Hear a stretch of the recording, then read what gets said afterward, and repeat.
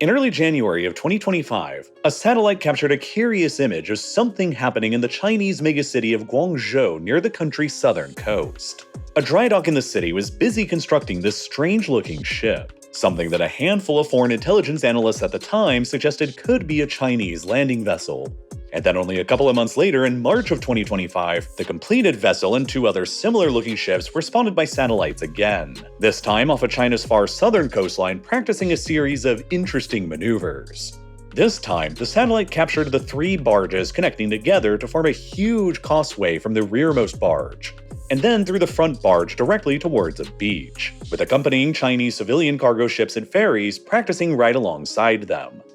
And then, only a few weeks later after that, a series of photos taken by the Chinese themselves of the exercises began spreading around on the internet, showing the three barges from the perspective of being down on the ground on the beach itself, showing the long causeway from the rear barge connecting all the way to the front barge with an offloading ramp extending directly onto the beach. Interestingly, just wide enough to accommodate the offloading of a heavy main battle tank. It didn't take very long for many analysts to begin recognizing that these new barges could be a part of China's ever-evolving strategy to launch an all-out invasion of Taiwan at some point in the future. The island that the government of China regards as a rogue renegade province that China's leader, Xi Jinping, has repeatedly promised will be brought under Chinese Communist Party rule some way or another, either through diplomacy or through force.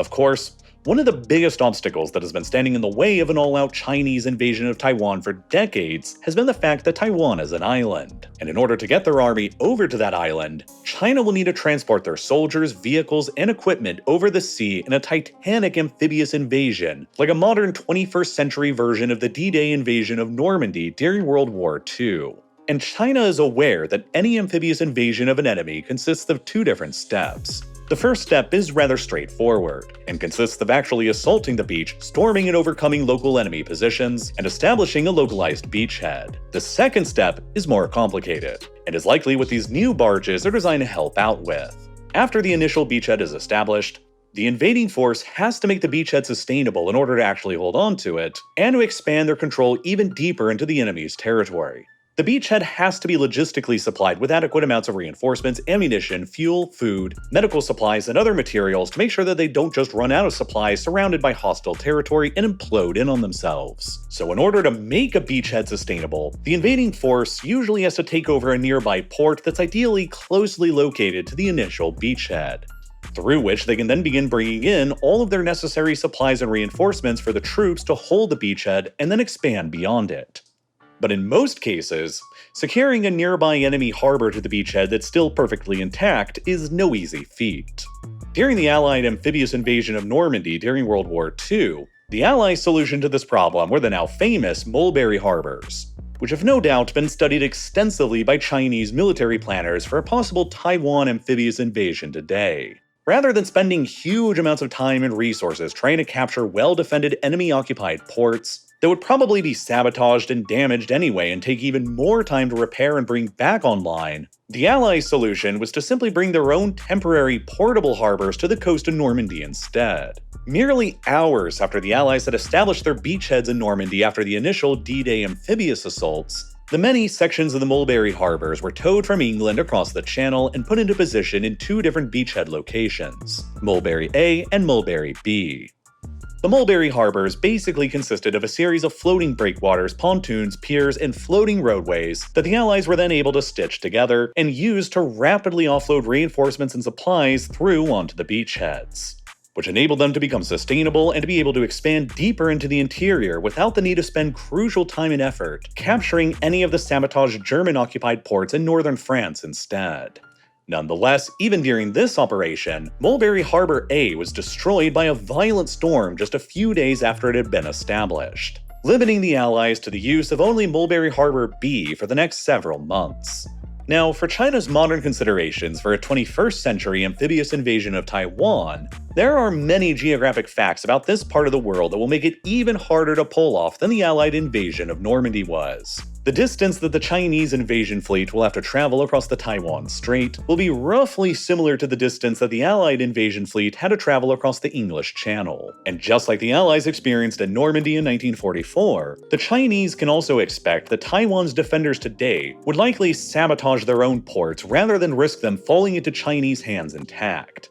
Which means that the Chinese will have to bring their own ports with them in order to sustain their initial beachheads. However, a significant amount of the Taiwanese coast is ringed by extensive coral reefs that in some locations can stretch for hundreds of meters off the beaches, severely complicating the ability for an invasion force to bring their own Mulberry Harbor-style portable ports to bear. Moreover, the island of Taiwan just also has very few suitable beaches that a traditional amphibious invasion force can choose from to attack with any good odds of success. The island only has a total of 14 so-called red beaches dotted around the island where conditions are considered optimal for an amphibious assault, where the coral reefs extending from the shoreline are either small or non-existent, where the terrain is relatively flat and easier to assault than the rugged, towering cliffs that are seen across most of the island's east coast, and where the beaches themselves are also located nearby to strategically crucial targets for the Chinese to capture, such as Taiwan's capital and the largest city in the north, Taipei, and Taiwan's principal and largest maritime port down in the south, Kaohsiung. However, the vulnerability of all 14 of these red beaches are very well understood by Taiwan,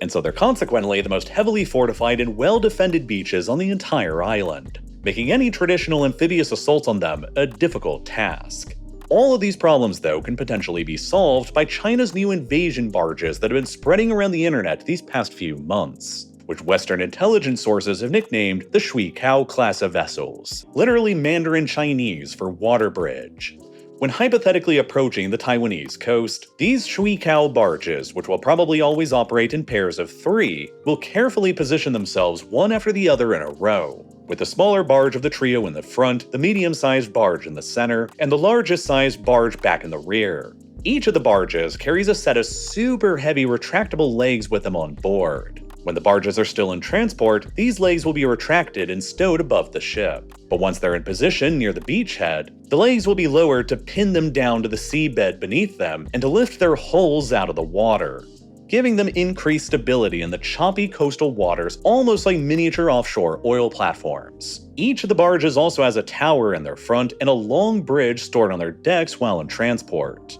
Once the legs have stabilized the barges in place, the towers at the front will telescope out their bridges to create a giant portable causeway extending out from the rear barge to the center barge to the front barge to the shore, extending out nearly 825 meters from the rear barge. It's also been suggested by several other analysts that these heavy-duty bridges will be capable of supporting and fitting heavy vehicles such as armored personnel carriers and even main battle tanks. Together, the Shuikao barges effectively function as both a movable port and a movable bridge at the same time, working in unison with Chinese civilian roll-on roll-off or ro-ro ferries commandeered for military service.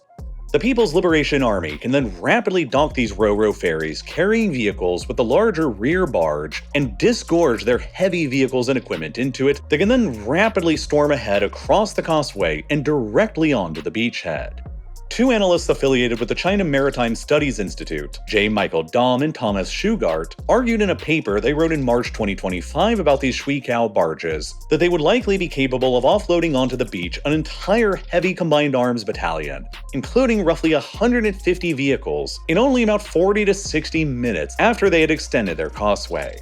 Over the course of a full day, they could theoretically unload several hundred armored vehicles, all brought to them by any number of China's dozens of civilian ro-ro ferries commandeered for military service, which have all been intentionally designed for dual-use purposes in mind, with the capability to handle unloading and offloading heavy-duty military vehicles like tanks. With their long length far out from the beach, the ro-ro ferries will be able to safely offload all of their vehicles onto the rear Shuikao barge without any fear of them running aground in the shallower waters closer to the beach. With their very shallow draft and distance out from the shoreline, the Shuikao barges also appear to be designed to overcome Taiwan's coastal coral reefs that ring most of the island, opening up more potential beaches beyond the 14 well-known and well-defended red beaches that the Chinese invasion force could potentially assault. Going even further, the Shui-Kao barges could also theoretically extend their causeway to connect directly to one of Taiwan's coastal highways, disgorging their vehicles directly to the island's highway system and ignoring the beaches altogether.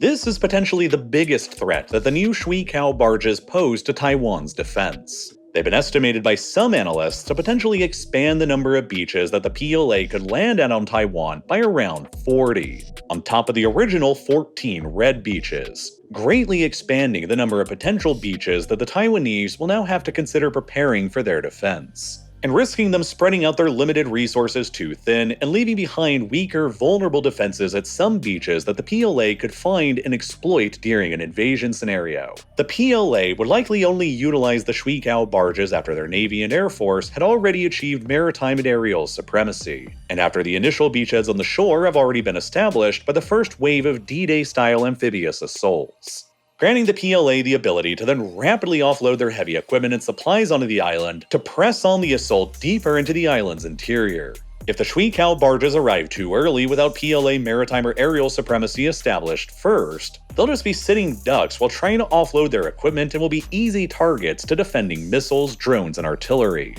Moreover, the satellite images that have captured the Shui-Kao barges practicing have so far only shown them operating within calm waters, which might mean that they could struggle in rougher weather conditions that commonly happen within the Taiwan Strait. Just like what the Mulberry Harbors experienced during the Normandy landings, when one of them was destroyed by inclement weather within only a matter of days. A second set of Shui-Kao barges have already been observed by satellites to be under construction in the same Guangzhou shipyard in China right now. And if China ends up building enough of them, it's conceivable that they could help China overcome one of their greatest challenges of all when it comes to an invasion of Taiwan, seizing control of the island before anyone from the outside world can intervene against them and stop them, like the United States, Japan, and Australia. If the initial PLA amphibious assaults are successful at establishing their beachheads on Taiwan like the Normandy landings were, and then if the Chinese can bring in their Shui-Kao barges and their commandeered civilian ro-ro ferries, within hours of that happening like the Allies were able to do with their Mulberry Harbors and Normandy, Thomas Shugart wrote in his paper that I mentioned earlier that it would be conceivable that the PLA could unload up to 8 heavy brigades complete with all of their vehicles, supplies, and around 60,000 troops on Taiwan during just the first wave of the attack within just the first 24 hours, with significant reinforcements being delivered over the following few days. If the PLA could achieve a rapid takeover of Taiwan before the outside world even had the time to react to it, then would they? Some other analysts argue that in this light, the Shui-Kao barges are designed as a psychological weapon just as much as a real weapon. They serve as a major symbol that China is very serious about investing resources into establishing their ability to actually invade Taiwan, and they add a degree of plausibility to Xi Jinping's frequent threats of invasion. China, naturally, would rather that Taiwan surrender without a fight at all, and convincing Taiwan's leadership that the invasion will be both inevitable and successful is the best way to do that. And these new Shui-Kao barges certainly send a message that the odds of an invasion are at least more plausible than they were before. Regardless, in order to even use the barges in the first place, the PLA will have to face fierce resistance from determined Taiwanese defenders while crossing the Taiwan Strait and while assaulting the beaches to establish the initial preliminary beachheads. And they could potentially face determined American, Japanese, Filipino, and Australian auxiliary defenses as well that could all work to deny them the ability to even accomplish this first phase of the amphibious assault altogether, and render the Shui-Kao barges a rather moot point. So in order to reinforce both the psychological and real potential of the Shui-Kao barges, China has to be able to credibly threaten the destruction of any Allied intervention on Taiwan's behalf as well, in order to try and deter any Allied intervention from happening in the first place that could slow their invasion down and potentially defeat them. And in order to understand how the PLA is doing that, we actually have to travel very far away from Taiwan and the seas around the island to a very unlikely location: the remote and sparsely populated deserts of far northern and northwestern China, thousands of kilometers away. This is the Dingjin Test and Training Base located in China's section of the Gobi Desert, a massive facility used by the People's Liberation Army Air Force for weapons integration testing, training, and tactics development. It is an ideal location for them to do all of this because it's in a very remote, sparsely populated location with huge amounts of wide-open airspace, leading some analysts to compare the importance of Dingjin to China to Nellis Air Force Base in the deserts of Nevada to the United States. And relatively nearby to the Dingjin test and training base out in another one of China's remote deserts known as the Taklamakan, satellite imagery has recently captured a lot of things that kind of seem to indicate what the People's Liberation Army Air Force is actively training for. On the 1st of January of 2024, Planet Labs released an image that one of their satellites had captured in China's remote Taklamakan desert, showing what looks like a mock-up of an aircraft carrier. And not just any aircraft carrier, but a nearly perfect one-to-one identical mock-up of one of America's most advanced current nuclear-powered supercarriers, the Gerald R. Ford class. There is a structure in the mock-up that's almost precisely in the same location as the Ford class's island, and there are exactly 4 mocked-up catapult launcher tracks on the deck that are located exactly where they appear on the real Ford class carrier. Based on Planet Labs data, it appears that the PLA began constructing this mock-up US carrier in the desert sometime in November of 2023, fairly recently. However, going further back in time, there's been a general outline of an aircraft carrier here in this exact location for a while, since at least 2021. And before it was completely filled in with a full aircraft carrier that we can see now, the PLA had built 2 smaller aircraft carriers within the overall silhouette. And interestingly, this aircraft carrier is far from the only American ship that the Chinese have built a one-to-one replica of out here in the desert. In fact, the area is almost littered with them. Just 4.5 kilometers away to the northwest is another full-scale replica of another US Ford-class aircraft carrier. And dotted all around nearby are multiple one-to-one mock-ups of what appear to be Arleigh Burke-class guided missile destroyers. One of the US Navy's most modern and capable class of destroyers at the present that are typically used to escort carriers in a strike group formation. But most interestingly of all is this line that snakes across the desert in between all of these mock-ups of US warships. This line appears to be a very large railroad, roughly 6 meters in width, approaching 4 to 5 times as wide as a usual railroad is. Interestingly, this super wide railroad begins at what appears to be a storage facility of some sort, and then extends for several kilometers in a straight line before curving rapidly through the desert and then curving again to simply end in the middle of nowhere. The railroad doesn't curve to avoid any obstacles in the flat desert, and the reason why it curves this way starts to become apparent when you see other photos of the railroad and understand what its true purpose is.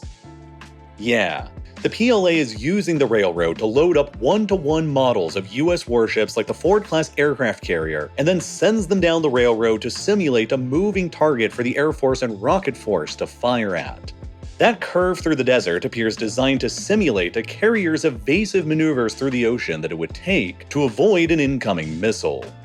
There's other satellite photos of mocked-up carriers on this exact railroad blown to bits after being targeted by missiles and rockets. And there are satellite photos of the stationary aircraft targets blown to pieces as well. It's pretty clear what the PLA is preparing for here, but if it wasn't any more clear, the location of all of these ship mock-ups in the Taklamakan desert isn't just for the remoteness and clear open skies. The location is also about 2,600 kilometers away from known People's Liberation Army Rocket Force launch sites that are located in China's Inner Mongolia Autonomous Region,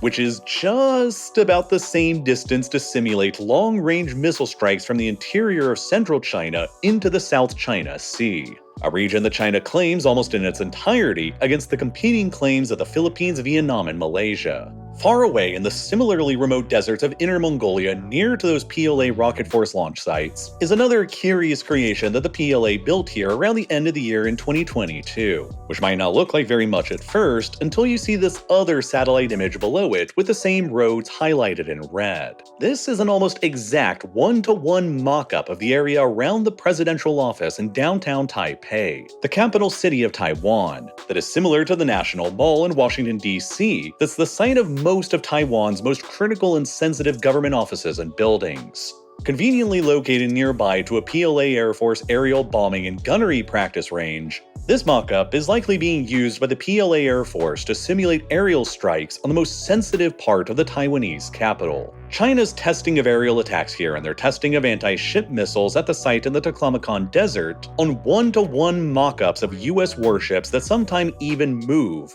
and take simulated evasive maneuvers is a clear indication of China's evolving military capabilities, and their ability to target US warships and to attack the US's ability to project power into the Western Pacific. And they're clearly not even really trying to hide any of it. Like the Shuikao invasion barges, the targeting of one-to-one mock-ups of US warships in the Taklamakan Desert sends a clear message from Beijing to Washington that America's warships will be vulnerable and potentially sunk if they choose to intervene militarily on behalf of Taiwan the day the invasion eventually comes. And so they serve both a psychological as well as a real purpose. Over the past several years, China has embarked on the largest military buildup ever witnessed in human history, and it's been a buildup that has largely been designed to counter US strengths in the Pacific theater. China has poured resources into the People's Liberation Army rocket force to make it the largest land-based missile force in the world today, giving them somewhere in the ballpark of 3,100 conventionally armed ballistic and cruise missiles of all different kinds of ranges to work with during a conflict over Taiwan. These missiles give China the ability to launch enormous salvos of attacks against military targets on Taiwan itself before launching the main amphibious invasion.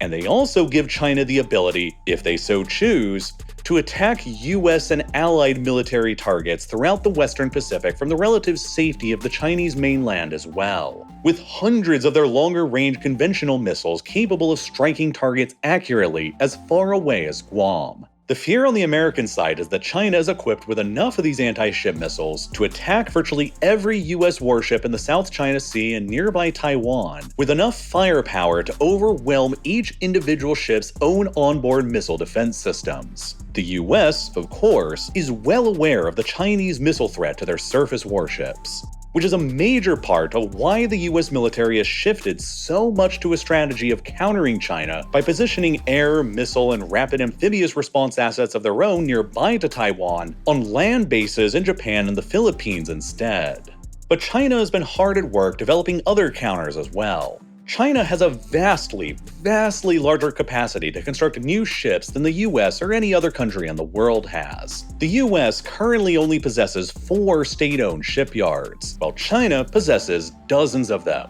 China possesses a whopping 230 times the shipbuilding capacity of the United States right now. And to put it in a perspective for you, just one single state-owned shipbuilder in China built more vessels by tonnage last year in 2024 alone than the United States has collectively built since the end of World War II to the present. A fact that has helped China seize the title of the world's largest navy today. And the types of ships that China is building are not only designed to carry out an invasion of Taiwan, like the Shuikao barges and the countless dual-use civilian and military ro-ro ferries, but some of them are also designed specifically to counter some of the US Navy's few remaining strengths in this theater. While the PLA rocket force has been carefully calibrated to counter US surface warships, that still leaves behind the incredibly advanced and capable US nuclear submarine fleet that operates beneath the surface that the rocket force's missiles will not be able to reach. The US has by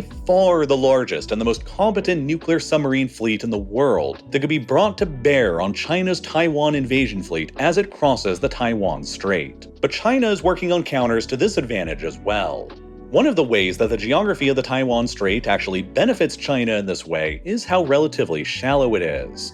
The average depth throughout it is only about 60 meters, making it much easier to find and attack submarines operating there than in deeper waters. China's newest class of guided missile stealth frigate, the Type 054B, was just recently commissioned into the People's Liberation Army Navy in January of 2025, and it is purpose-built to be an anti-submarine warship. China has the huge shipbuilding capacity to begin rapidly churning out a ton of these anti-submarine stealth frigates over the coming years. And if they can concentrate enough of them in the Taiwan Strait to escort the invasion fleet by the time it happens, they can pose a major threat to the operation of any US nuclear submarine operating beneath the Taiwan Strait, while the rocket force on the Chinese mainland can pose a similarly major threat to the operation of any US surface warships operating nearby to Taiwan as well, greatly raising the stakes for the US to decide on intervening or not. And China is attempting to use their massive military buildup to make the potential costs of intervention clear for other US allies in the Pacific as well, most notably Australia. Earlier this year, on the 11th of February of 2025, a Chinese People's Liberation Army Navy frigate appeared off of the northern coast of Australia and then sailed through the Torres Strait between Australia and Papua New Guinea. This attracted only minor attention until later on, while off of Australia's east coast, the initial frigate was joined by 2 additional PLAN warships, a cruiser and a replenishment tanker, as they collectively transited through the Coral Sea and continued moving further south, before briefly entering into Australia's exclusive economic zone near Sydney. But the attention the PLAN ships were receiving in the Australian media reached an almost full-on panic only a few days later, when the vessels began issuing radio broadcasts to airlines warning them that they were conducting a series of live fire exercises in between Australia and New Zealand. The Australian Civil Aviation Service was forced into issuing an emergency alert that caused almost 50 planes to divert their course to avoid the area. From there, the PLAN ships continued traveling south of Tasmania, entering into and out of Australia's exclusive economic zone again, then traveled west to within only 170 nautical miles of Perth, just days after a US nuclear submarine had visited a nearby base, before then heading up north back towards China again, after having nearly spent a month completely circumnavigating Australia, in a new and never-before-seen show of force that has left the Australians feeling particularly vulnerable ever since. The PLAN's trip around Australia came at a rather unique time in Australia's history, when the country's own navy has been languishing away for years, and as Australia's traditional alliance with the United States is coming under increasing strain with Donald Trump back in the White House again.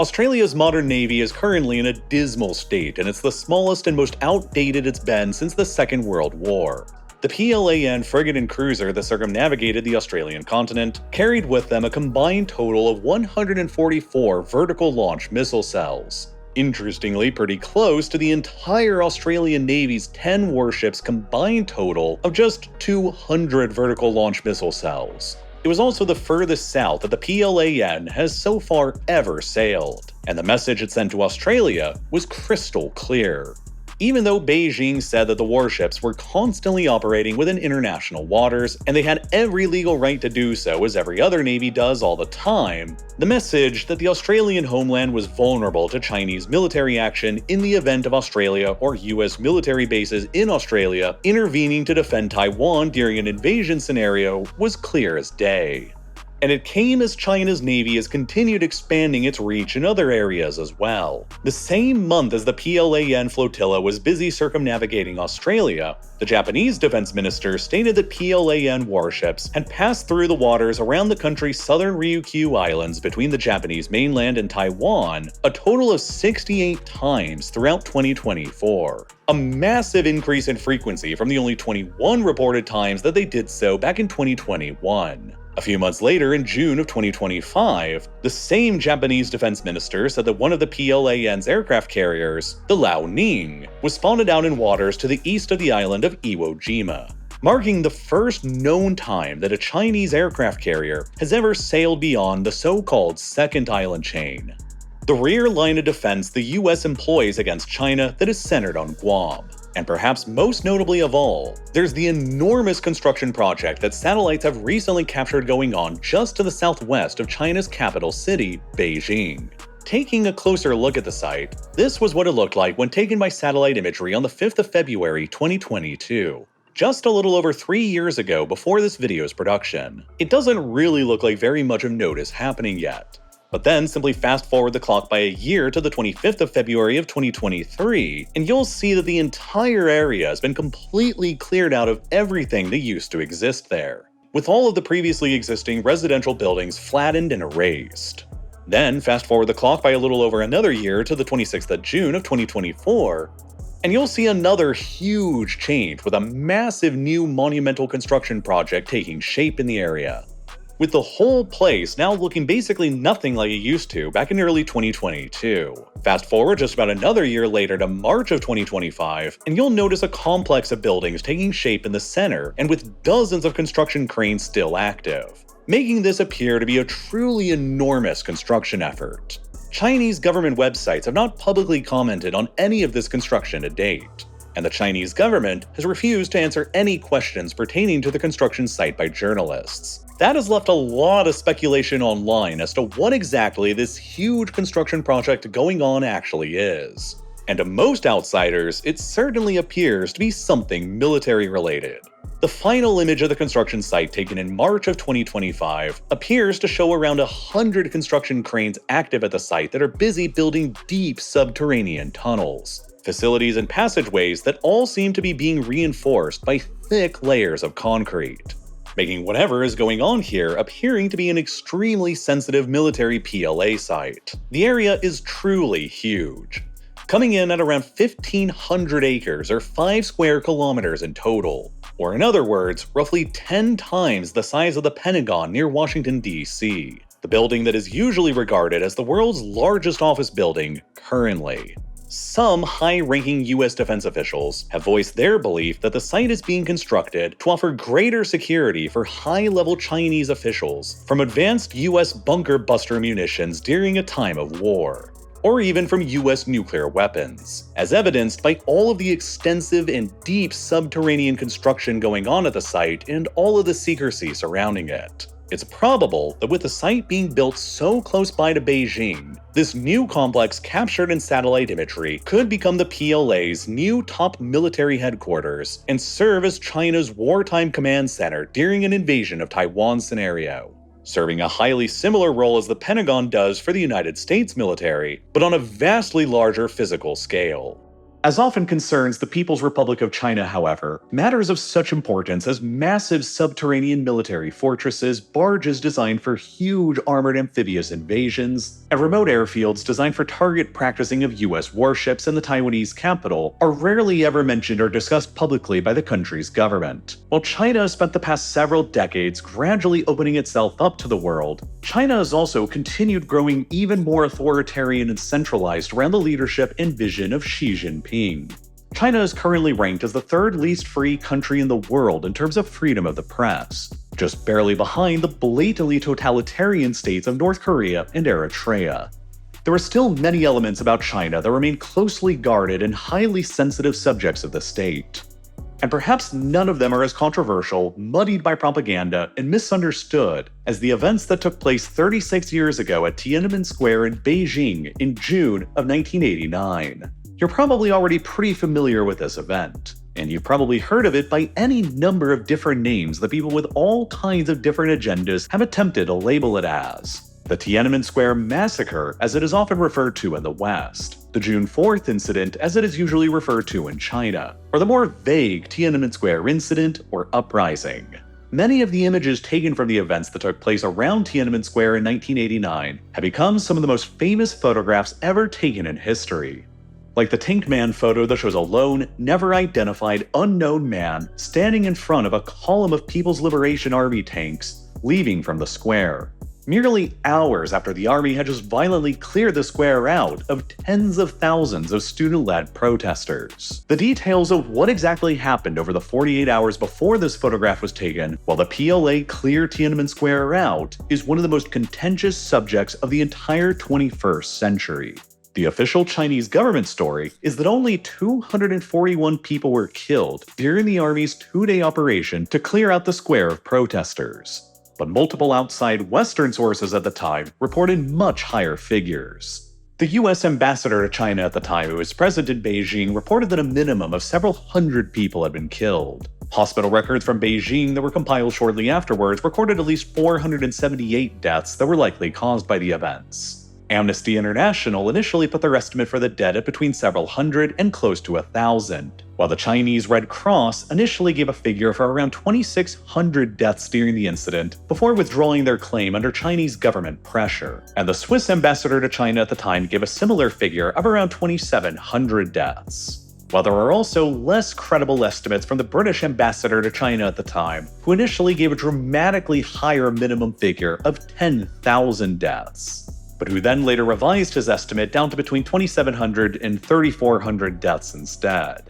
Finding out the true scale of the violence that happened at Tiananmen Square in June of 1989 is difficult, if not even outright impossible, because A, China goes to extreme lengths to enormously censor the event in an attempt to bury any memory and discussion about it, and B, Western sources were and still are heavily incentivized to embellish or over-exaggerate the brutality of it. Searches for Tiananmen Square Massacre, June 4th, Tank Man, and sensitive numbers like 6.4 for June 4th, or 8964 are all blocked or return no results on Chinese search engines like Baidu to this day. While posts about the events on Chinese social media apps like WeChat and Douyin, China's native version of TikTok, remain auto-deleted by algorithms or shadow banned. The events are entirely omitted from all history textbooks in mainland China. And even foreign scholars who have published work about the Tiananmen Square events will often be denied visas or access to the Chinese archives, collectively making the Tiananmen Square events the most heavily censored event in modern history, and probably the most difficult modern historical subject to properly research. Nonetheless, I still made an entire video about my own investigation into the Tiananmen Square June 1989 events in my Modern Conflict series, which I create new videos in every single month, taking deeper dives into more recent, controversial, and darker subject material surrounding modern wars, operations, and conflicts. Over the past 4 years of doing this, I've created around 50 total episodes in Modern Conflicts covering other topics as diverse as the undeclared war and skirmishes between North and South Korea since 2000, China's policies of repression against its Muslim Uyghur population in Xinjiang, the Myanmar Civil War and that regime's modern genocide against its minority Rohingya people, the border fights between China and India across 2020 and 2021, and dozens of other episodes with brand new ones like this Tiananmen Square 1989 episode coming out every single month, all exclusively on Nebula. Because of the inherently violent and controversial details surrounding the discussion of all of this, my episode investigating what actually took place around Tiananmen Square in June of 1989 would never work on YouTube, because it would instantly become demonetized and age-restricted, which means that YouTube's algorithm, which is based around showing you ads, would never be incentivized to actually show the video to you or to promote it. I deal with very large numbers of my videos on YouTube getting demonetized and age-restricted as they are, and that's why I upload all of my episodes in Modern Conflicts exclusively to Nebula, and why signing up to Nebula is the absolute best thing that you can do to support me and my channel. And you'll also get access to way more content than just my own exclusive Modern Conflict series there as well. Because the best part about Nebula is that it's jointly co-owned by myself and hundreds of other independent creators to make the projects that we're all actually deeply excited about without any fear of being censored or demonetized like we are on YouTube. And that's why there's tons of other new unique content on Nebula that's coming out all the time too that you'll also love, like Neo's Under Exposure series, Wendover Productions' The Logistics of X series, TLDR News' What to Follow USA series, and so many others. I also know that there's a lot of streaming platforms out there right now and you don't really want to get stuck with another monthly cost to keep track of. But I also know that if you've watched this all the way through to the end, there is so much content on Nebula that you'll love as well, and so much more coming out with every new month, that you could consider a lifetime membership to Nebula as well. You just pay once, and then you'll get lifetime access to everything that I and hundreds of other creators will ever produce on Nebula for as long as we both last. And then you'll never have to worry about a recurring subscription or ads ever again. That's the best way possible to support what I'm doing here on Real Life Lore. But even if you'd rather not make that large of an upfront commitment, you can still greatly help support me by signing up for a yearly or a monthly subscription to Nebula as well, which you can get for a fantastic deal with 40% off by scanning the QR code or clicking the button here on your screen right now, or by following the link that's down below in the description. Any of which will also give you access to everything that's on Nebula for the very low price of just $3 a month or $36 a year. I hope that you'll consider signing up, and as always, thank you so much for watching.